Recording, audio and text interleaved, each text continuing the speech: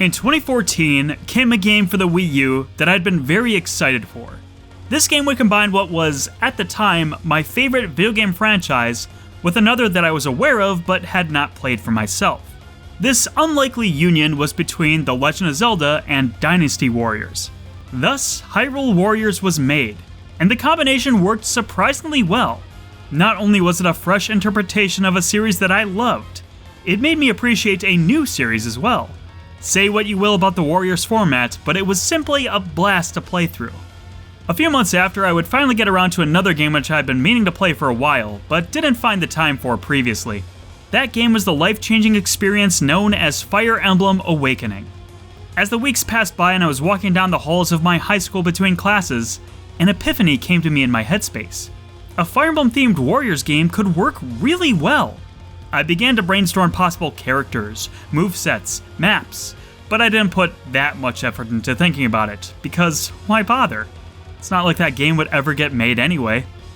Fast forward 2 years later, Nintendo had unveiled what their long-anticipated NX console would be. The post-announcement period for the Nintendo Switch as we now know it was quite tumultuous, although a special press conference was held to tell consumers and the press exactly what they needed to know.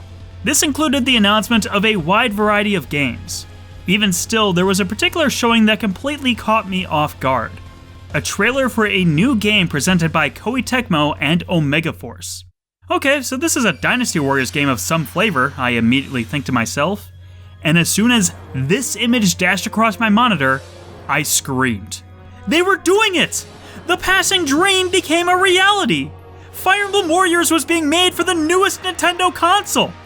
This, coupled with the preceding surprise reveal of Xenoblade Chronicles 2, made me shout a phrase I can still hear the echoes of to this day.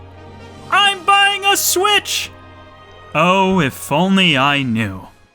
While the initial teasers didn't give us a lot to go off of, once the dust settled, Fire Emblem fans began to worry.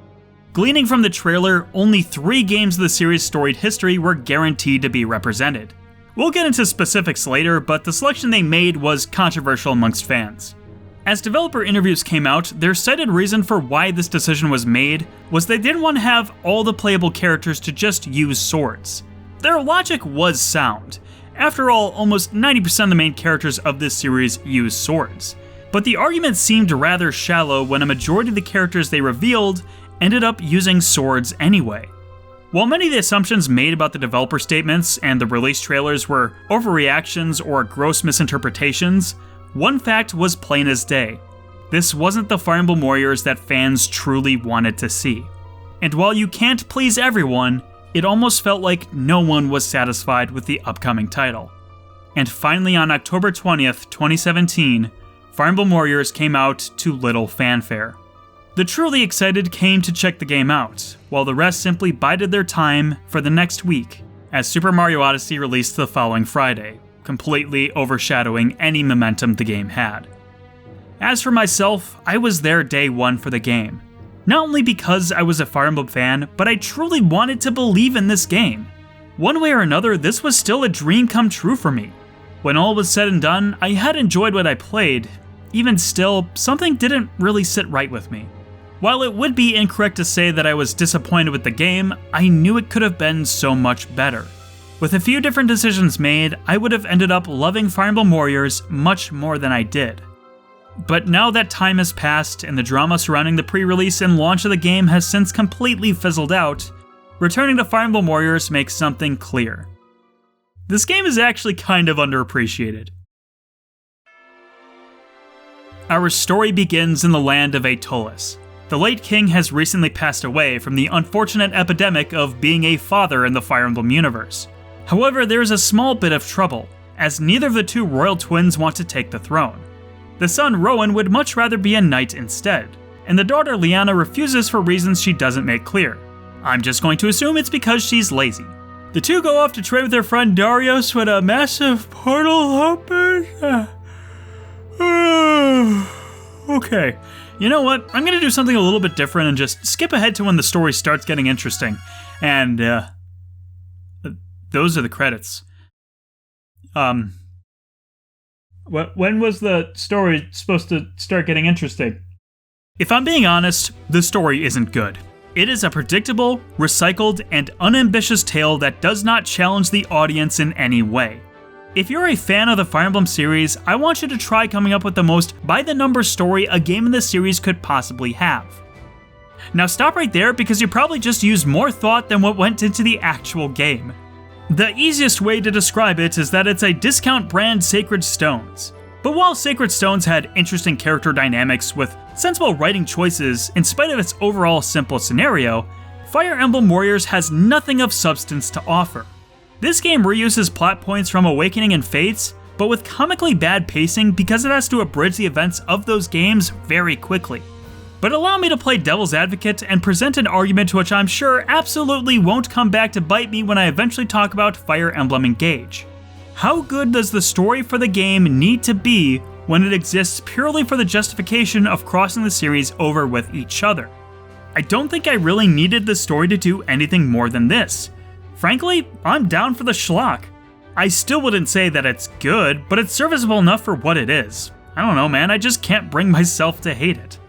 Now, there is a good counterpoint to be made.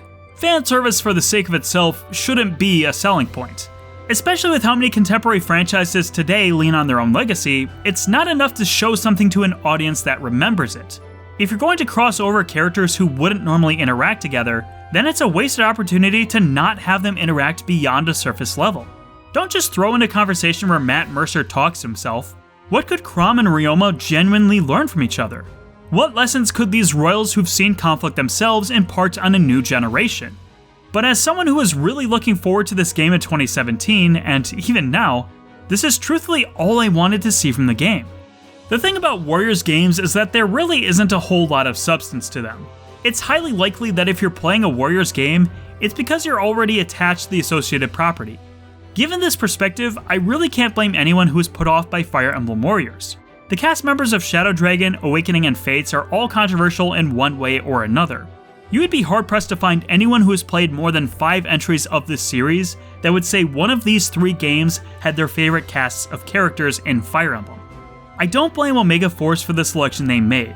It's simply impossible to include every character from the series. The scope has to be focused on something.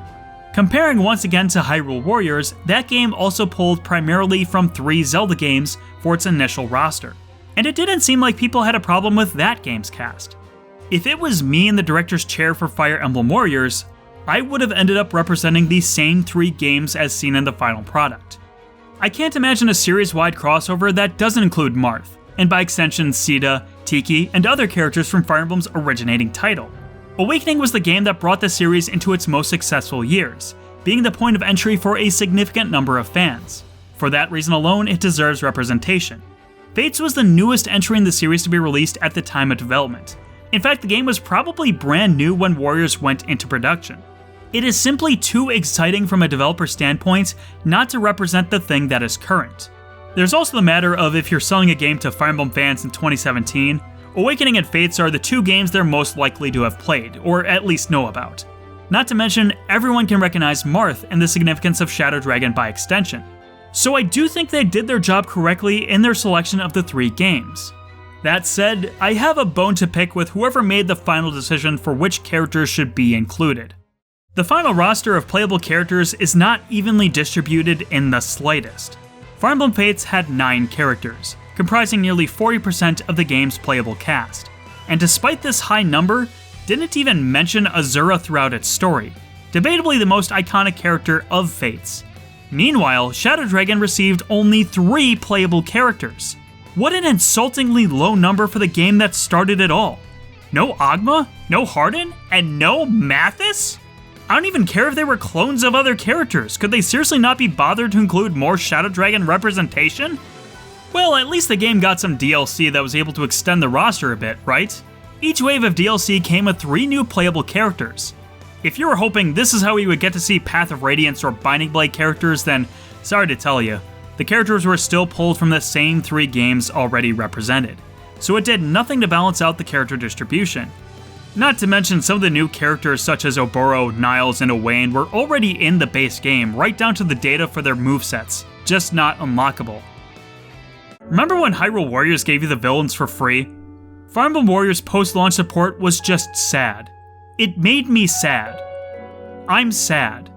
To backtrack a little bit, that's also another problem that Fire Emblem Warriors faced. While the final game featured 32 playable characters after DLC, there might as well have only been 18. Many of the playable characters in this game were clone characters. Now, I don't really have a problem with clones. It's a fairly inexpensive way to boost up a character roster to make it seem more impressive than it actually is. But when Hyrule Warriors featured next to no clones, and even had characters that were able to use multiple weapon types for completely different movesets, I just can't help but wonder why this game's cast felt so lacking in comparison. Not to mention the interface feels just incredibly sterile. Go back once more to Hyrule Warriors. That game feels exactly like a Legend of Zelda Warriors game should. All the iconography and graphic design feels carefully emulated from the series, representing the classic tropes many Zelda fans expect from the mainline titles. Fire Emblem Warriors, on the other hand, has a user interface that makes something generic feel exciting. You could tell me this was the UI for any Dynasty Warriors, or any RPG, and I wouldn't believe you, because it's just that boring. I understand that Fire Emblem hasn't really had one interface style over its entire history, but what about having the health bar be the familiar individual blocks which grow larger upon level up? I'm at least thankful the tactical map uses the familiar character sprites, even if they are ripped directly from the 3DS games in most cases, but it's still the only part of the UI that feels remotely Fire Emblem to me. So if the story doesn't truly represent Fire Emblem's potential, if the presentation doesn't feel like Fire Emblem, does the gameplay still at least tap into the essence of the series? And I think it's safe to say that it does. The common detractions many critics of the Warriors format will point to is that the games don't stay fun for very long. Sure, the power fantasy of slaying thousands of soldiers is enjoyable for maybe an hour or two, but doesn't provide a consistent challenge to remain enjoyable. Although I feel like people that believe this just aren't the receptive audience for these types of games, because I do find them enjoyable and can play them for hours on end. While there are other game genres that I personally have no interest in and don't continue playing after a few minutes. It doesn't make them bad games. And Fire Emblem Warriors is honestly one of the best playing games of its kind, because this game isn't quite as mindless as you might expect. For all the battles, you have 4 playable characters that you can deploy. Not to mention that at any point during the battle, you can switch between these 4 characters with the press of a button. So if you spend some time with Chrom during a battle and you need a change of pace for whatever reason, you can switch over to someone else instantly and give yourself a fresh moveset to use. It keeps the battles enjoyable because you never have to spend more time playing a character you don't want to for very long. And there is also incentive to switch characters. Units will have clear advantages over other units because this game features the series staple weapons triangle. If you send a sword user against an axe fighter, they will do more damage and can more quickly deplete their stun gauge, so that critical rushes are much easier to achieve. Bowmen also have a damage boost on flying units and can absolutely shred their health down. Other units are able to equip healing staves to recover nearly routed units, a great option to have in a pinch. I also want to point out that this game features permanent death for the playable characters. On paper, I think the idea works rather well, but in execution it is kind of clumsy. You can choose to play the game if you want to this way, but even I would recommend sticking with casual mode for this game. But Fire Emblem Warriors also integrates the tactical nature of the series very well. At any time during battles, you can pause the game, which brings up a huge map of the entire battlefield. It's here you can select any of your troops and direct them to wherever you want them to go. If there's a fort you want captured, or an enemy commander defeated, or to defend an ally on the verge of losing their life, just point the arrow and give the order. From my understanding, this was the first Warriors game to use this system, and was included in following releases that weren't the Fire Emblem games because it was such a good idea. It's easy to use and expands your options. But this offers up a challenge that is so often glossed over when discussing these games. If you ever play this game for yourself, I strongly encourage you to play on this game's hard mode. The chapters of the game that I struggle with the most are the ones I got lazy and wasn't using the tactical options. Especially if you want the S-rank result on all the battles in history mode, then you'll have to use orders and swap between characters often to get the most efficient results. And something small that is a really huge point of favor for this game is how smoothly it runs. Stable frame rates in Warriors games are not a guarantee, and yet I can't recall any time this game dropped below 30 frames per second. and if it did, it wasn't for more than a fleeting moment. Framerate nuts can also rejoice as this game features a performance mode, which lowers the game's visual resolution but increases the game to a smooth 60 frames per second. I didn't find this option necessary, and honestly I'd rather have the more crisp visuals. That said, I'm all for having more options. And having a stable framerate no matter the setting is a huge boon, because while Hyrule Warriors does have the more interesting presentation and character variety, it is a surprisingly chunky game when looking back. There's still a few criticisms I have with the overall game itself. For example, I think the preparation screen before a battle has a few too many steps if you want to switch characters in, and it's something you just kind of have to get used to. And once again, so many of the characters play exactly the same that I don't really feel incentivized to try everyone. But the actual gameplay elements of this game are so well made that I had a consistently good time playing it, no matter what else could be said about the story, character roster, or content. In conclusion, Fire Emblem Warriors is quite an underwhelming game. That being said, I'd have to admit I hold quite the soft spot for this entry. Simply put, Fire Emblem Warriors is a really fun game to play. It's actually my favorite Fire Emblem spin-off. And if nothing else, this seemingly unimpressive spin-off title would actually end up being one of the most important games in the series and would define the Fire Emblem series on Nintendo Switch. The collaboration between Intelligent Systems and Koei Tecmo would serve as the basis for a partnership that would lead to the creation of Three Houses, the best-selling game in the series. And beyond that, the universe of Three Houses would be revisited by Koei Tecmo yet again. It's a little crazy to think that without this underwhelming, not very beloved spin-off game, the Fire Emblem series would be in a very different place right now. So, thank you, Fire Emblem Warriors. But speaking of, we do have another Fire Emblem Warriors game to talk about. Is this game even better? We'll find out soon enough.